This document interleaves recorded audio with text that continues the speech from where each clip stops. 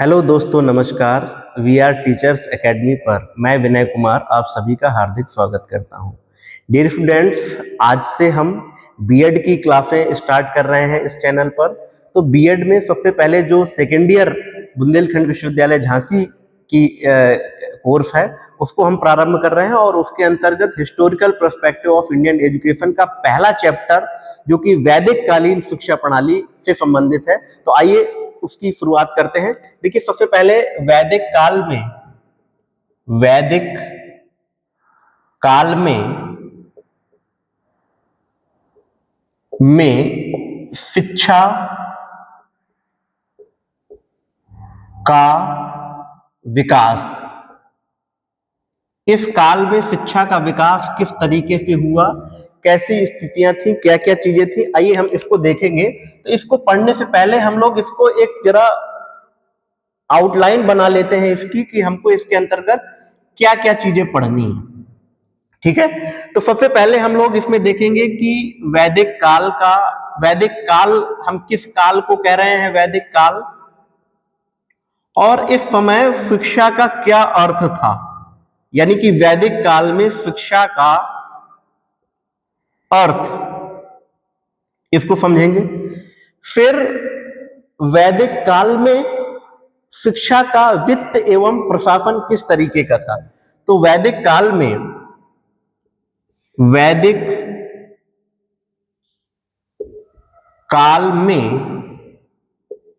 शिक्षा का वित्त एवं प्रशासन यानी फाइनेंस एंड एडमिनिस्ट्रेशन ऑफ वैदिक पीरियड, इसी क्रम में आगे हम लोग वैदिक काल के शिक्षा का संरचना एवं संगठन के बारे में पढ़ेंगे। यानी वैदिक काल में शिक्षा की संरचना एवं संगठन। इसके बाद हम लोग वैदिक कालीन शिक्षा के उद्देश्य, वैदिक काल में शिक्षा की पाठ्यचर्या, यहां पर शिक्षा की पाठ्यचर्या और फिर हम लोग उद्देश्य अलग देख लेंगे। शिक्षा की पाठ्यचर्या, वैदिक काल में शिक्षा की पाठ्यचर्या, ठीक है। इस वीडियो में हम लोग शिक्षण विधियां, इसमें शिक्षण विधियों को भी इसी में कवर कर लेते हैं। शिक्षण विधियां, इतनी चीजों को हम लोग इस वीडियो के अंतर्गत कवर कर लेंगे। सबसे पहले वैदिक काल में शिक्षा का अर्थ क्या है, वैदिक काल में शिक्षा के वित्त एवं प्रशासन के संबंध में क्या चीजें थी, शिक्षा की संरचना एवं संगठन कैसा था, वैदिक काल में शिक्षा की पाठ्यचर्या कैसी थी, और शिक्षण विधियां। अगले वीडियो में हम लोग वैदिक काल के शिक्षा के उद्देश्य और अनुशासन, क्योंकि उद्देश्य विस्तृत है और अनुशासन के संबंध में भी बड़ा है, तो उसमें चूंकि वीडियो काफी लंबा हो जाएगा, इसलिए हम इसको 3 पार्ट में, इस पूरे वैदिक काल को 3 पार्ट में बांट करके अध्ययन करेंगे। पहले वीडियो में हम लोग ये चीजें देखेंगे, दूसरे वीडियो में हम लोग इसके अनुशासन और उद्देश्यों के संबंध में चर्चा करेंगे, और तीसरे वीडियो में हम लोग इसका मूल्यांकन करेंगे और मूल्यांकन के साथ साथ इसके गुण दोषों की विवेचना करेंगे, और इसके बाद पूरे वैदिक काल का भारतीय शिक्षा प्रणाली के विकास में क्या योगदान रहा, इस पर चर्चा करेंगे। तो आइए सबसे पहले शुरुआत करते हैं वैदिक काल की। वैदिक काल, देखिए किस काल को हम लोग वैदिक काल कहते हैं। तो वैदिक काल अगर हम कालखंड की दृष्टि से देखें तो 2500 से लेकर के 2500 बीसी ईसा पूर्व से लेकर के 500 ईसा पूर्व तक वेदों का वर्चस्व रहा है। इतिहासकार इस काल को वैदिक काल के नाम से जानते हैं, क्योंकि वैदिक काल वैदिक धर्म पर आधारित प्रणाली थी, इसलिए बहुत से इतिहासकार इसे हिंदू धर्म से संबंधित थी, इसलिए बहुत से इतिहासकार इसे हिंदू शिक्षा प्रणाली के नाम से भी जानते हैं। इस वैदिक काल को हम लोग दो भागों में बांटकर पढ़ते हैं। एक को कहते हैं प्रारंभिक वैदिक काल और दूसरे को कहते हैं उत्तर वैदिक काल। प्रारंभिक वैदिक काल कहें या ऋग वैदिक काल कहें, तो हम इसको प्रारंभिक वैदिक काल दे देते हैं। प्रारंभिक वैदिक काल और दूसरा उत्तर वैदिक काल। उत्तर वैदिक काल। अब देखिए, उत्तर वैदिक काल में कठोर वर्ण व्यवस्था होने के साथ, चूंकि कुछ विद्वान इसे ब्राह्मणों द्वारा विकसित प्रणाली के नाम से भी जानते हैं, इसलिए कुछ लोग इसे ब्राह्मणीय शिक्षा प्रणाली के नाम से भी जानते हैं, लेकिन हम इसे समग्र दृष्टि से वैदिक शिक्षा प्रणाली कहेंगे। ठीक है, वैदिक काल में एक समृद्ध शिक्षा प्रणाली का विकास हुआ। ठीक, तो ये वैदिक काल था। और वैदिक काल में अब शिक्षा का क्या अर्थ है, तो वैदिक काल में शिक्षा का अर्थ ज्ञान विद्या के पर्याय के रूप में माना जाता था। उस काल में दो संस्कार महत्वपूर्ण हैं, एक विद्यारंभ संस्कार और एक उपनयन संस्कार। यानी कि जो घरों में विद्यारंभ संस्कार और गुरुकुलों में उपनयन संस्कार के बाद दी जाने वाली शिक्षा को वैदिक कालीन शिक्षा कहा जाता है। ये इसका वैदिक काल में शिक्षा का अर्थ था। ठीक, अब आइए समझते हैं वैदिक काल में शिक्षा के वित्त एवं प्रशासन। इसका मतलब यह है कि वैदिक काल में शिक्षा के फाइनेंस की और प्रशासन की व्यवस्था किस प्रकार से होती थी। तो देखिए, इसके बारे में तीन बातें बड़ी स्पष्ट रूप से दिखाई देती हैं, तीनों को हम लोग इसमें समझते हैं। पहली जो चीज है उसमें राज्य के नियंत्रण से मुक्त है। जो शिक्षा है वो राज्य के नियंत्रण से मुक्त है, यानी कि राज्य का उस पर किसी भी प्रकार का कोई नियंत्रण नहीं है। ठीक है, तो फिर किसके नियंत्रण में है, तो ये जो शिक्षा व्यवस्था है ये गुरुओं के व्यक्तिगत नियंत्रण से है, यानी इन पर पूरा नियंत्रण गुरुओं का ही है। ठीक है, राज्य का कोई जिम्मेदारी इस पर नहीं है। हाँ, राजा महाराजा बड़े जो धनी व्यापारी लोग होते थे वो इन संस्थाओं को चलाने के लिए दान दक्षिणा करते थे, और जो गुरु होते थे उन गुरुओं को शिष्य अपने सामर्थ्यानुसार गुरु दक्षिणा देते थे। इसी से उनका जो है वेतनमान दिया जाता था। तो पहला पॉइंट क्या है, राज्य के नियंत्रण से मुक्त शिक्षा व्यवस्था। दूसरा, निःशुल्क शिक्षा व्यवस्था। ये जो शिक्षा व्यवस्था है वो निःशुल्क शिक्षा है, यानी कि यहां पर किसी भी प्रकार का कोई शुल्क नहीं लिया जाता है, चाहे वो प्राथमिक स्तर की शिक्षा हो चाहे वो उच्च स्तर की शिक्षा हो। हाँ, इतना जरूर है कि शिष्य अपने सामर्थ्यानुसार गुरुओं को गुरुदक्षिणा देते थे। ठीक है, अब गुरुदक्षिणा में क्या देते थे, गुरुदक्षिणा में वो जो है जो आय के स्रोत है इन संस्थाओं को चलाने के लिए, वो दान है, भिक्षा है, उसमें अन्न दान है, वस्त्र दान है, भूमि दान है, इस तरीके के दान दिया करते थे। तो तीसरा इसका महत्वपूर्ण पॉइंट हो जाएगा कि आय के जो स्रोत हैं, आय के स्रोत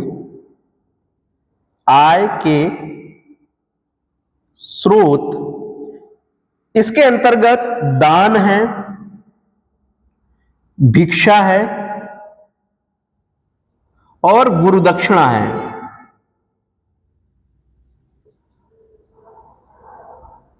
इनके माध्यम से प्राथमिक और उच्च शिक्षा की व्यवस्था घरों में और गुरुकुलों में होती थी। गुरुदक्षिणा दान स्वरूप में जो है भूमि दान भी दिया जा सकता था, अन्न का दान दिया जा सकता था, वस्त्र दान दिया जा सकता था, और आगे चल करके मुद्रा दान, जब मुद्रा का विकास हो गया तो मुद्रा दान भी दिया जाने लगा। अनाज के रूप में भी वो दान दिया जा सकता था। तो इस तरीके से हमने शिक्षा के वित्त एवं प्रशासन के संबंध में तीन तथ्य देखे। पहला, राज्य के नियंत्रण से मुक्त, दूसरा निःशुल्क शिक्षा, तीसरा आय के स्रोत जो है वो दान, भिक्षा और गुरुदक्षिणा है। आइए अब हम लोग शिक्षा के संरचना एवं संगठन के संबंध में बात करते हैं। तो देखिए, शिक्षा की संरचना यानी structure and organisation of education, इसके संबंध में दो चीजें हैं। एक को हम लोग कहेंगे प्राथमिक शिक्षा और दूसरे को हम लोग कहेंगे उच्च शिक्षा। प्राथमिक शिक्षा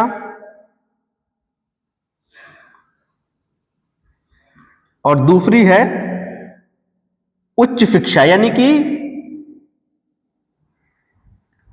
जो शिक्षा व्यवस्था है वो दो स्तरों में बटी हुई है, एक प्राथमिक शिक्षा और एक उच्च शिक्षा। अब प्राथमिक शिक्षा घर और परिवार में होती थी और यहां पर एक क्वेश्चन बनता है, यहां पर जो शिक्षा होती थी, यहां पर एक संस्कार आयोजित होता था, उसे कहते हैं विद्या आरंभ संस्कार, यानी विद्यारंभ संस्कार। विद्यारंभ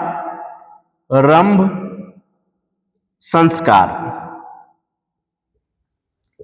यह संस्कार कैसे होता था, किस आयु वर्ग से होता था, कौन आयोजित करता था, इसमें क्या होता था, इसके बारे में हम लोग विस्तार से पढ़ेंगे।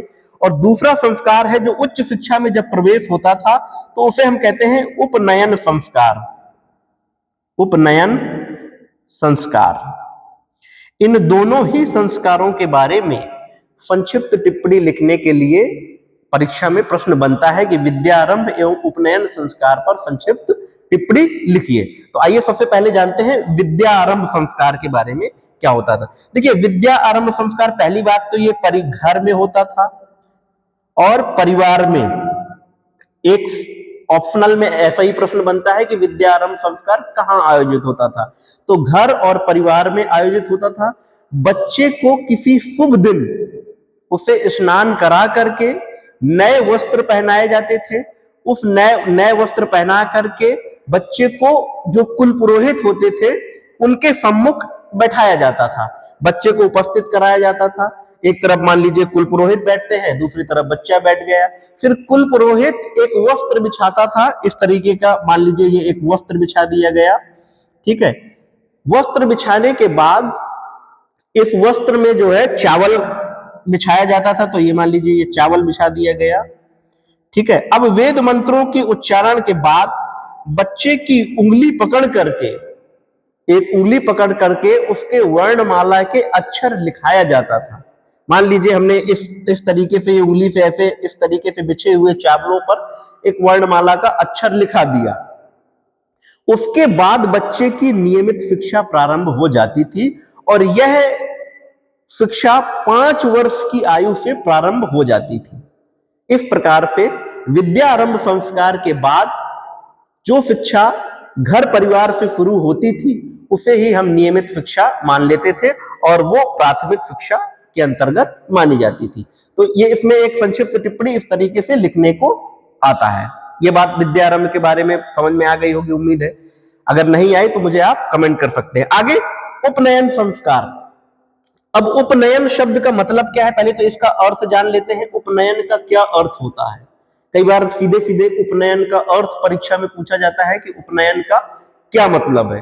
तो उपनयन का अर्थ है गुरु के समीप, गुरु के समीप बैठना या लाना या बैठ कर दिया गया ज्ञान, यानी कह सकते हैं गुरु के समीप लाने की प्रक्रिया उपनयन संस्कार है। उपनयन का अर्थ यही है। जब बच्चा जो है अलग अलग आयु वर्ग के लिए अलग अलग उपनयन संस्कार आयोजित होता था। जैसे ब्राह्मण, क्षत्रिय, वैश्य, इन जो वर्ण के आयु के बच्चे होते थे उनके लिए उपनयन संस्कार की अलग अलग एज निर्धारित थी, जिसमें से ब्राह्मण के लिए 8 वर्ष, क्षत्रिय के लिए 10 वर्ष और वैश्य के लिए 12 वर्ष। 8, 10 और 12 ब्राह्मण, क्षत्रिय, वैश्य, इनके लिए अलग अलग ऋतुएं भी हैं। ग्रीष्म ऋतु, शरद ऋतु, बसंत ऋतु, ठीक है। अलग अलग ऋतुओं में और अलग अलग मंत्रों के द्वारा उपनयन संस्कार आयोजित होता था। हालांकि ये बात सही है कि अंतिम वर्ण जिसमें शूद्र वर्ण कह रहे हैं उसके लिए उपनयन संस्कार की व्यवस्था वैदिक काल में नहीं थी, ठीक है। तो उपनयन संस्कार अलग अलग आयु में अलग अलग आयु के बच्चों के लिए होता था। इस तरीके से उपनयन का अर्थ गुरु के समीप ले जाने की प्रक्रिया, ठीक है। तो यहाँ पर इस तरीके से हमने देखा कि विद्यारंभ और उपनयन पर संक्षिप्त टिप्पणी लिखने के लिए आपको आता है। ठीक, अब आइए चलते हैं शिक्षा की पाठचर्या को संबंध में क्या चीजें उल्लेखनीय है। तो शिक्षा की पाठचर्या के संबंध में दो चीजें हैं। पूरी शिक्षा की पाठचर्या को हम लोग दो भागों में बांट करके देख सकते हैं। एक तो इसकी प्रकृति के आधार पर, प्रकृति के आधार पर, और दूसरा स्तर, स्तर के आधार पर, प्रकृति के आधार पर और स्तर के आधार पर, स्तर के आधार पर। अब प्रकृति के आधार पर हम इसको दो भागों में ऐसे बांट लेते हैं। एक को हम लोग कह रहे हैं परा और दूसरे को कहते हैं अपरा। परा और अपरा। अपरा यानी कि भौतिक पाठचर्या और परा यानी कि आध्यात्मिक पाठचर्या। परा यानी आध्यात्मिक पाठचर्या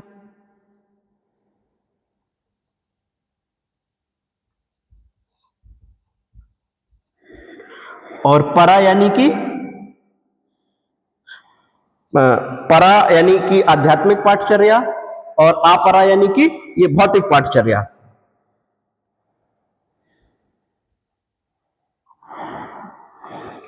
भौतिक पाठचर्या, ठीक है। अब इसमें भौतिक पाठचर्या के अंतर्गत जो है भाषा है, व्याकरण है, सामान्य क्रियाएं हैं। अपरा के अंतर्गत जो है जो कह सकते हैं कि वेद, वेदांग जो है ये इस तरीके की चीजें पढ़ाई जाती थी आध्यात्मिक पाठचर्या के अंतर्गत। ठीक है, आध्यात्मिक पाठचर्या में वेद है, वेदांग है, उपनिषद है, धर्मशास्त्र, नीति शास्त्र, इन सभी का ज्ञान कराया जाता था। तो ये इसकी एक विस्तृत पाठचर्या होती थी। अब शिक्षण का माध्यम, शिक्षण का जो माध्यम है वो संस्कृत भाषा के माध्यम से शिक्षण कार्य होता है। और जो शिक्षण विधियां हैं, कौन कौन सी शिक्षण विधियां हैं वैदिक काल में, तो मैं यहीं पर इसको थोड़ा सा मिटा देता हूं, फिर इसके बाद लिख देता हूं। इसको मिटा देता हूं, ये आपको दिखाई नहीं दे रहा होगा। ठीक है, शिक्षण विधियां, शिक्षण विधियों में एक तो अनुकरण,